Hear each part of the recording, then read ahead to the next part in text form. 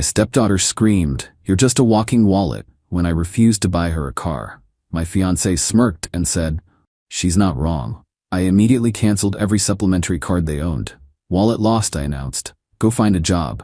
And then, original post I, 46 male, honestly, should have seen this coming. Looking back, the signs were there for months, maybe years. But when you're in it, you rationalize. You make excuses. You tell yourself you're helping. My fiancée, 41, and I have been together for 4 years. Her daughter, 22, was 18 when we met. Nice kid at first, or so I thought. Polite enough, said thank you when I bought dinner. Normal stuff. We got engaged 2 years ago. I bought a house, nice 4-bedroom, in the suburbs. Good school district, even though her daughter was already in college. Put it in my name only because my financial advisor said to protect my assets, given it was a second marriage for both of us. My fiancé didn't work much, some part-time administrative stuff that brought in maybe $800 a month. Her daughter was at community college, supposedly. Here's where I screwed up. I wanted to be the good guy, the supportive stepdad-to-be. So I gave them both supplementary cards on my accounts, covered the mortgage, utilities, groceries, everything. Paid for the daughter's tuition and books. Even gave them monthly allowances, $1,500 for my fiancé, $800 for her daughter for expenses. Last Saturday changed everything. The daughter came home from hanging out with friends, burst into the living room where my fiancé and I were watching a movie. "I need a car," she announced. Not asked, announced. I paused the TV. What happened to the Honda? It's embarrassing. Everyone else has new cars. I need something decent. The Honda was a 2019 Civic I'd bought her last year. 30,000 miles on it. Ran perfectly fine. "The Honda is decent," I said. "It's barely 3 years old. It's used. Do you know how humiliating it is pulling up next to my friends in their Mercedes and Audis?" My fiancé chimed in. "Honey, she has a point. She's at that age where image matters." I looked at my fiancé. "She's 22? Image matters less than financial responsibility." The daughter's face went red. "Oh my God, why are you always like this? I ask for one thing. You ask for things constantly, and I provide. I'm just not buying you a brand new luxury car." That's when she screamed it. "You're just a walking wallet." I went very still. The room got quiet. My fiancé, instead of correcting her daughter, smirked. Actually smirked and said, "She's not wrong." They both laughed, like it was a joke we were all in on. I stood up, walked to my home office, and logged into my banking app. Took maybe 3 minutes to cancel both supplementary cards. Removed them as authorized users. Changed all the passwords. Came back to the living room. They were still laughing about something on their phones. "Wallet lost," I said calmly. "Go find a job." My fiancé looked up. "What?" "You heard me. I just canceled both your cards. The monthly allowances stopped today. You want money? Earn it." The daughter's jaw dropped. "You can't do that." "Just did. Check your wallets." My fiancé jumped up. "Are you serious right now? Over a joke?" Didn't sound like a joke. Sounded like exactly how you both see me. So congratulations, the wallet is closed. I went to bed in the guest room that night. Locked the door. Didn't sleep much. The next morning, I heard the daughter screaming about her card being declined at Starbucks. Then my fiancé's voice, shrill and angry, demanding I fix this right now. I didn't engage. Made coffee, sat in my office, started documenting everything for the inevitable legal mess ahead. Update 1. 5 days later, the entitlement has reached absolutely insane levels. Day 1 after canceling the cards, my fiancé tried every tactic. First came the tears and apologies. "We were just joking. You're so sensitive. Can't you take a little teasing?" I told her, "If that's how you see me after 4 years, we have nothing to build a marriage on." She switched to anger. Started yelling about how I trapped her, how she gave up her independence to be with me, how her daughter needed support through college. I pulled up my records. "Your daughter's enrolled part-time at community college, 6 credits this semester. Her tuition is $890 total. I've been sending her $800 monthly plus paying tuition. Where's that money going?" Silence. Then, "She has expenses." "What expenses?" "I pay her phone bill, car insurance, gas card. What else could she possibly need $800 a month for?" More silence. She stormed out. Day 2. The daughter tried her hand at manipulation. Came to my office door crying. "I'm sorry, okay? I didn't mean it. I was stressed about finals and I took it out on you. You don't have finals, you're taking 2 classes. I checked with the college. Her face changed instantly. The tears stopped. You contacted my school? That's a violation of my privacy. I pay the bills. I'm allowed to verify enrollment. Turns out you've been part-time for 3 semesters, while I've been paying for full-time. College is hard. I needed to ease in. That's fine, but you lied about it, and you've been pocketing the difference in the tuition money I've been sending you. She didn't even deny it, just said, "So what? You have plenty of money." I told her she had until the end of the month to find somewhere else to live. Day 3. My fiancé tried a different approach. Showed up in lingerie, tried to seduce me. When that didn't work, she tried to negotiate. What if we go to counseling? Work through this together. There's nothing to work through. You both showed me who you are. But the wedding is in 8 months. We've sent deposits. I'll eat those costs. Better than a lifetime of being someone's ATM. She started crying again, real tears this time. Where am I supposed to go? I can't afford an apartment on $800 a month. That's not my problem anymore. You have until the end of next month. Your daughter has until the end of this month. Day 4. The daughter's real personality emerged. She started stealing food from the kitchen, not eating it, just taking entire packages and throwing them in her room. Broke a picture frame, accidentally. Left passive-aggressive notes everywhere. Thanks for ruining my life on the bathroom mirror and lipstick. Real mature stuff.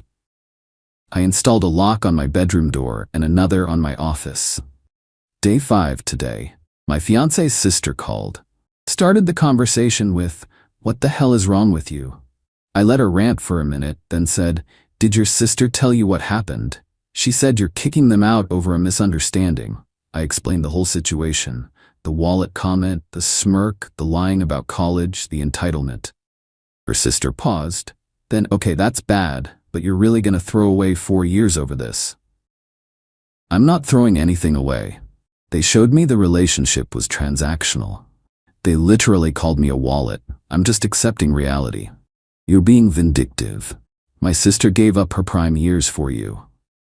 Your sister worked part-time by choice and lived rent-free in my house while I paid for everything. She gave up nothing. She hung up on me. But here's where it gets interesting. I got a call from my fiancé's ex-husband yesterday. He asked if we could meet for coffee. We met this morning. He's remarried, seems like a normal guy. We talked for 2 hours. Turns out, this is a pattern. His exact words, "She did the same thing to me. Sweet at first, then entitled." Her daughter learned it from her. By the end of our marriage, I was just a paycheck. I'm glad you figured it out before you married her. He told me his daughter, her daughter, his stepdaughter from his ex's first marriage, has pulled this with multiple people, burned through 3 different father figures with the same routine. Get comfortable, get entitled, blow up when they get called out. I asked if he had any advice. He said, "Document everything. She's gonna try to take you for whatever she can, and she'll turn you into the villain to everyone who'll listen." He was right. My phone's been blowing up with calls from her friends, her other family members, all calling me cruel, heartless, financially abusive. I've been forwarding them screenshots of the daughter's Venmo history, which I have access to as the account holder since I set it up for her. $200 here for bottle service, $150 there for spa day, $300 for shopping with the girls. Meanwhile, she told everyone I refused to pay for her education. The narrative is collapsing for them. But they're not going down quietly. My fiancé tried to use the house key this morning. I'd changed the locks yesterday. Came home to find her sitting on the porch, suitcase next to her, crying to someone on the phone about how I locked her out of her home. I opened the door. "It's my home. Your name isn't on anything, but you're welcome to get your things, with a police escort if necessary." She looked up at me with pure hatred. "You're going to regret this." I already regret wasting 4 years. The rest is just damage control. Still have to get them fully moved out.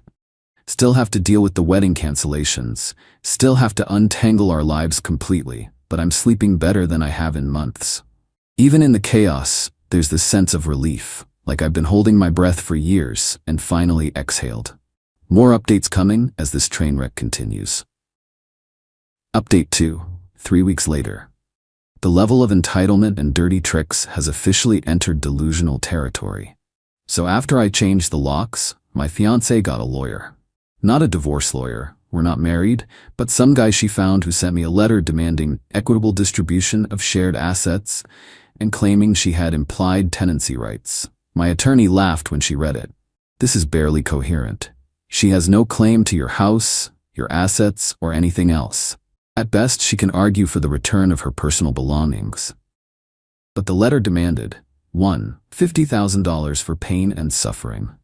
2. $30,000 for wedding expenses she incurred. She incurred 0, I paid for everything.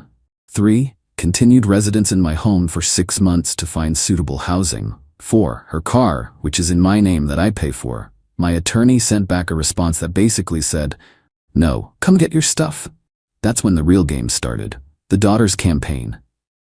She started a whole thing on social media about financial abuse and narcissistic stepparents. Never mentioned my name, but posted our house, my car, enough details that people could figure it out. Her comments were flooded with support. "You deserve better. He's toxic." The usual internet outrage. What she didn't expect. I have receipts. Every Venmo payment, every tuition statement showing part-time enrollment, every credit card statement showing the school supplies were actually clothes and bar tabs. I didn't post them publicly, but I did send them to 3 of her friends who'd been particularly nasty in my DMs. Haven't heard from them since. The property situation. My fiancé refused to move out. Just refused. Said I'd have to evict her legally, and that would take months. My attorney filed for a restraining order based on her increasingly erratic behavior, which I'll get to. Got a temporary order. She had 72 hours to collect her belongings and leave. She showed up with a moving truck and her sister. They tried to take everything. The TV, the couch, the dining table, appliances. Her sister literally unplugged my microwave and started carrying it out. I had a police officer there supervising, per my attorney's advice. He stopped them. "Only her personal belongings, ladies." My fiancé started screaming, "I lived here. I decorated. This is half mine." The officer looked at the paperwork. "Ma'am, the house is in his name only. You have no legal claim to his property. This is robbery. He's stealing from me." The officer was losing patience. "Ma'am, calm down or I'll have to ask you to leave immediately." They took her clothes, some furniture from her bedroom that I'd agreed she could have, and personal items. The whole time, she was sobbing and wailing about everything she sacrificed. Her daughter showed up near the end. Took one look at the situation and said to me, "You know what? I hope you die alone." I didn't react. Just watched her take her stuff and leave. The financial discovery. Here's where it got interesting. After they left, I did a deep dive on the finances. Found some things that made my blood boil. Remember those monthly allowances? My fiancé had been pulling cash advances on the supplementary card before I canceled it. $5,000 total over 6 months. Just cash. No paper trail of what she spent it on. The daughter had been using her card to buy gift cards at grocery stores, then reselling them online for cash. Probably $3,000 worth. Together, they'd been running a side hustle on my dime. I documented everything and sent it to my attorney. She said, "This is fraud. You could press charges." I'm considering it. The dirty tricks intensified. My fiancé started calling my employer, left messages with HR claiming I was unstable and needed help. Tried to say I'd threatened her. HR called me in. I brought my attorney, who presented the timeline, the canceled engagement, the eviction, the restraining order, plus recordings. Legal in my state with one-party consent of some of my fiancé's more unhinged voicemails. HR cleared me immediately and flagged her number. She tried calling my mother next, told her I'd abandoned her and her daughter, that I'd promised to take care of them and was now ruining their lives. My mother, bless her, said, "My son doesn't owe you anything. You should have thought about that before treating him like an ATM." Then hung up. The daughter's escalation. She tried to file a police report claiming I'd stolen her car. The car that's registered in my name, that I make payments on, that I insure. The police called me. I explained the situation, sent them the registration and insurance documents. They called her back and told her it's not her car. She apparently screamed at them about unfair laws and deadbeat stepparents. She also tried to break into the house one night. My new security cameras caught her trying windows and doors at 2 a.m. Filed a police report. They issued her a warning. The financial retaliation: I canceled the car insurance on her Honda. Reported it to the finance company that I'd no longer be making payments and they should repossess it. They got it within a week. She posted about it online. My stepdad stole my car. Multiple people commented pointing out it was never her car legally. She deleted the post. The ex-husband's warning. My fiancé's ex-husband called me again. Hey, heads up, she's probably gonna claim you got her pregnant or gave her an STD or something.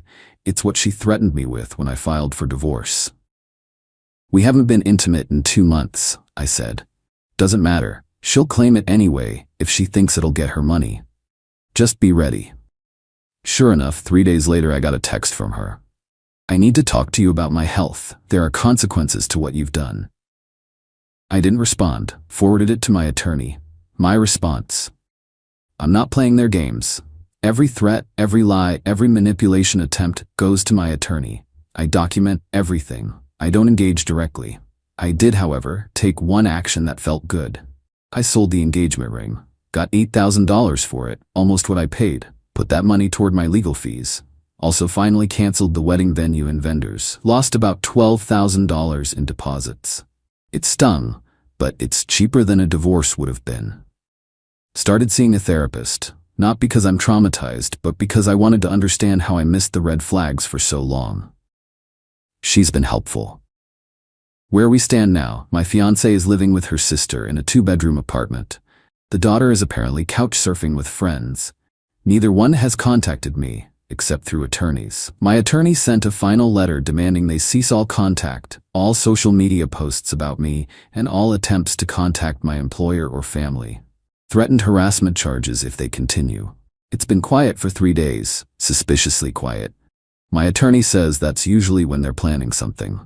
So I wait. The house feels empty but peaceful. I've been redecorating slowly, donated the furniture she picked out, bought new stuff, making it mine again.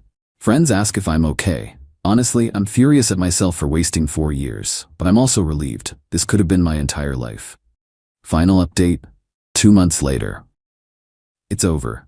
Well, as over as these things get. The legal finale. My attorney sent the cease and desist letter, and for a while it was quiet. Too quiet. Turns out they were trying one last play. My ex-fiancée filed a claim in civil court for unjust enrichment, claiming she'd provided domestic services worth $80,000 over 4 years and deserved compensation. Her attorney argued she'd been a homemaker who sacrificed her career to support me and should be compensated for her labor. My attorney tore it apart. Presented evidence that she worked part-time by choice, not because I asked her to quit. I paid for all household expenses, her car, insurance, phone, everything. She received one $1,500 monthly allowance for 4 years, $72,000 total. Her domestic services consisted of occasionally cooking dinner and decorating. The judge was not impressed, dismissed the case, ordered her to pay my legal fees, $4,500. She stormed out of the courtroom yelling about corrupt judges and male privilege. Outside, her attorney literally quit. Told her he couldn't represent someone who wouldn't accept reality. The daughter's downfall. Without my financial support, reality hit her hard. She dropped out of community college completely. Couldn't afford even the part-time tuition. Lost her job at a retail store after 2 weeks because, according to a mutual acquaintance, she spent more time on her phone than working. Her friend group distanced themselves after she tried to borrow money from multiple people and never paid anyone back. Last I heard through the grapevine, she's working fast food and still living with various friends, burning bridges everywhere she goes. The pattern her stepfather warned me about? It's playing out exactly as he predicted. She'll find another mark eventually. There's always someone. My ex-fiancé's reality check. After the court loss, she couldn't pay my legal fees. My attorney put a lien on her car, the one in her name that she'd owned before we met. She had to sell it to pay the judgment. Now she's taking the bus. Her sister, who'd been letting her stay rent-free, finally gave her a deadline. Apparently, my ex-fiancé had been just as entitled there, not contributing to groceries, leaving messes, expecting her sister to chauffeur her around. Her sister posted on social media, I saw via a mutual friend. Sometimes you learn family isn't who you thought they were. Setting boundaries isn't cruel, it's necessary. My ex-fiancée is apparently now renting a room in a house with 4 other people. She has to work full-time at a medical billing company. The irony isn't lost on me. She's finally experiencing what she criticized me for not giving her more of. Reality. The social fallout. Some of her friends still think I'm the villain. I don't care anymore. The people who matter, my actual friends, my family, they all saw through the manipulation. My mother told me she'd never really liked my ex-fiancé. She had empty eyes, like she was always calculating. Wish she'd said something earlier, but I get it. You can't tell people who don't want to hear it. Lost a few couple friends in the split. They chose her side. That's fine, showed me they weren't real friends anyway. The expensive lessons, final tally of what this relationship cost me. $72,000 in allowances to my ex over 4 years. $38,000 plus to her daughter. Allowances, tuition, car purchase. $12,000 in lost wedding deposits. $8,500 in legal fees after recovering $4,500. Countless other expenses I didn't track. Nearly $130,000 over 4 years. For what? To be called a wallet? But here's the thing. I learned something about myself. I'd been trying to buy love. Not consciously, but that's what it was. I thought being generous made me valuable. My therapist helped me see that. Real relationships aren't transactional. The right person won't love you more because you spend more money on them. Where I am now. The house is completely mine now. Redecorated, reorganized. It feels good. Sold some of the furniture she'd picked out and donated the money to a financial literacy nonprofit. Felt right. I'm not dating yet, not ready. But I'm okay with that. Learning to be comfortable alone is important. Work is good. Got a promotion actually. Without the constant drama and financial drain, I could focus better. Started being more careful with money. Not cheap, just conscious. Hired a financial planner to help me make better decisions. My relationship with my mother improved. We talk more now. She's been surprisingly wise through all this. As for my ex-fiancé and her daughter, I blocked them everywhere. Don't know what they're doing now. Don't care. They're not my problem anymore. The ex-husband's vindication. I had coffee with my ex-fiancé's ex-husband one last time. Thanked him for the warning. He said, I'm just glad you got out. I was in for 10 years before I saw the light. You only lost 4. He was right. Could have been so much worse. The final message. About 3 weeks ago, I got a letter in the mail. Handwritten, from my ex-fiancé. It was long, rambling. Started with, I know you probably hate me, and went on for 3 pages. The gist, she was sorry. She understood why I reacted the way I did. She'd been wrong. Her daughter had been wrong. They'd taken advantage. She'd been scared of being alone and had used me. She was working on herself, going to therapy, learning to be independent. Ended with, I don't expect forgiveness. I just wanted you to know I understand now. I read it twice, then put it in a folder with all the other documentation from this mess. Didn't respond. What would I even say? Thanks for apologizing after costing me $130,000 in 4 years. Some things you can't fix with an apology. Maybe she has learned. Maybe therapy's helping her. Maybe she'll be better in her next relationship. But that's not my concern anymore. The real ending. There's no dramatic conclusion here. No perfect revenge. No moment where they realized what they'd lost. They lost a meal ticket. That's all I was to them. And they're managing without me the same way millions of people manage, by working and budging and living within their means. I lost $130,000 in 4 years.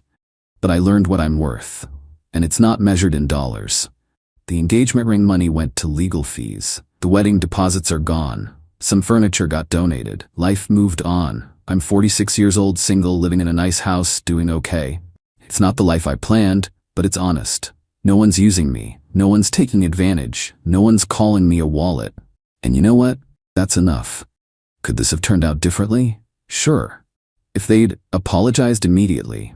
If they'd shown genuine remorse instead of escalating entitlement. If they'd recognized what they had before they blew it up. But they didn't. And I'm done caring about what could have been. Moving forward is the only direction that matters now. To anyone reading this in a similar situation, trust your gut. When someone shows you they see you as an ATM, believe them the first time. It won't get better. They won't change. You're not being mean by setting boundaries. You're being sane. The wallet is closed permanently. And I'm better for it. That's all, folks. Time to actually move on instead of just talking about it.